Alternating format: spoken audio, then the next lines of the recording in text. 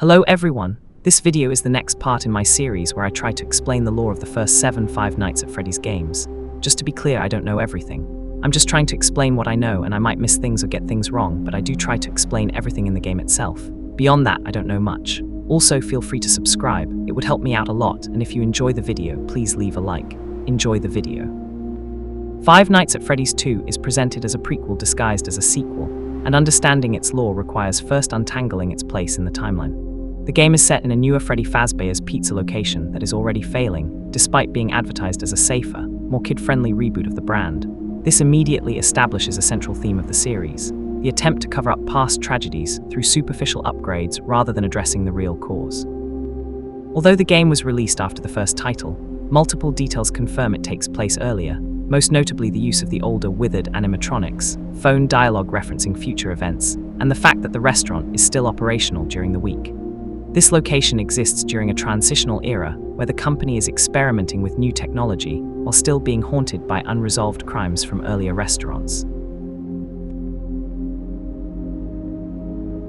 The animatronics in Five Nights at Freddy's 2 are split into two major groups, the toy animatronics and the withered animatronics.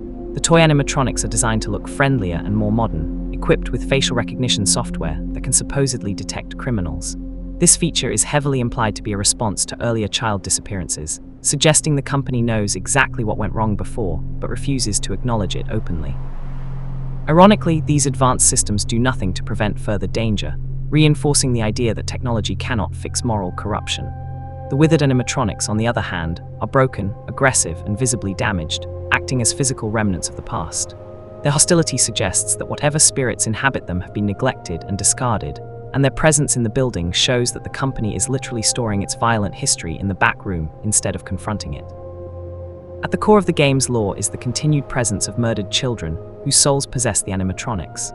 Five Nights at Freddy's 2 strongly implies that a second set of children went missing at this newer location, adding to the already existing victims from previous restaurants. The minigames scattered throughout the nights show haunting, symbolic imagery of animatronics approaching crying children, often ending in sudden darkness or the appearance of a shadowy figure. These scenes suggest that the cycle of murder never stopped, and that the same individual, or at least the same evil influence, continued operating unchecked.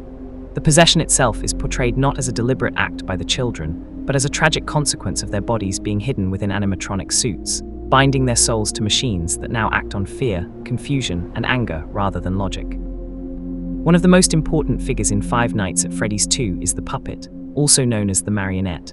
The puppet is heavily implied to be possessed by the spirit of the first child to die, often interpreted as a child who was locked outside the restaurant and left to die. Unlike the other animatronics, the puppet appears to have a level of awareness and purpose beyond aggression. In the minigames, the puppet is shown giving life to the other animatronics by placing masks on the bodies of dead children, symbolically granting them a form of existence after death.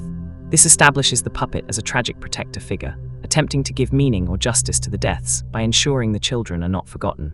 However, this act also traps them in a state of endless unrest, making the puppet's role morally complex rather than purely heroic. The player takes on the role of a night guard, first as Jeremy Fitzgerald and later as Fritz Smith. The frequent changing of guards emphasizes how dangerous the job is and how disposable employees are to the company.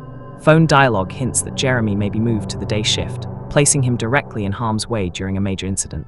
This is widely believed to connect to the infamous bite of 1987, a catastrophic event referenced throughout the series.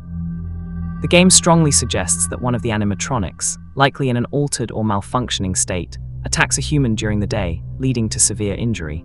The fact that the company continues operating until this point shows a consistent pattern of negligence, where profit and reputation are prioritized over human safety.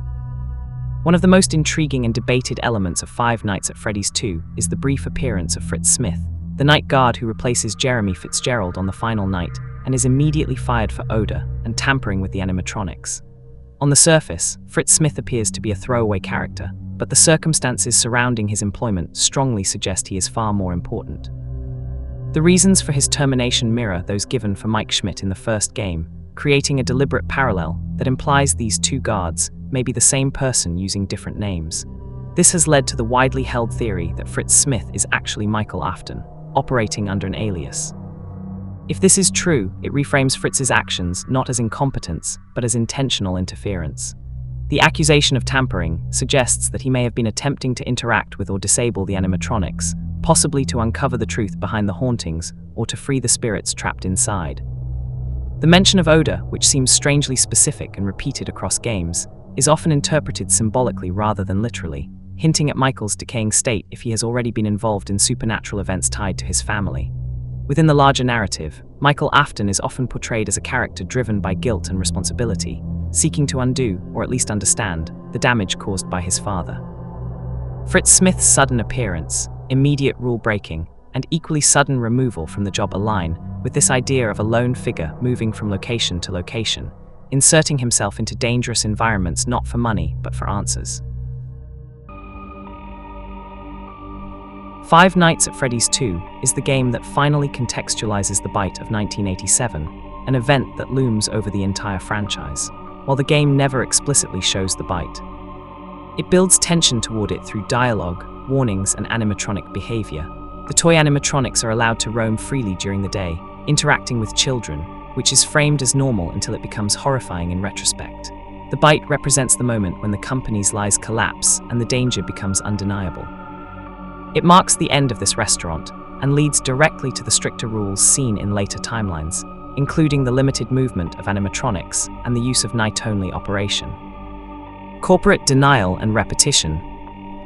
A major thematic element of Five Nights at Freddy's 2 is repetition through denial. The company is fully aware that something is wrong, yet every solution they implement is shallow and reactive. Facial recognition software, redesigned animatronics, and increased surveillance are all attempts to avoid addressing the real problem.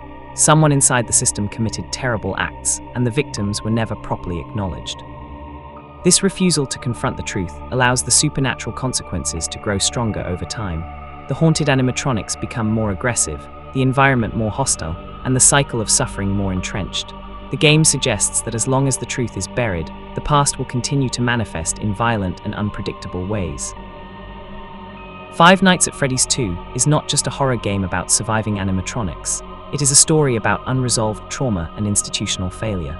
Every mechanic, character, and visual detail reinforces the idea that the past cannot be erased by upgrades or rebranding. The spirits of the children remain trapped because no one in power is willing to take responsibility for what happened to them. The game ends not with closure but with collapse, as the restaurant shuts down and the animatronics are scrapped or stored away, setting the stage for future events. In this way, Five Nights at Freddy's 2 serves as a haunting reminder that ignoring the truth only ensures it will return in a more terrifying form. I hope you enjoyed this analysis of the story of Five Nights at Freddy's 2. If you have your own theories, make sure to leave a comment. Thanks for watching.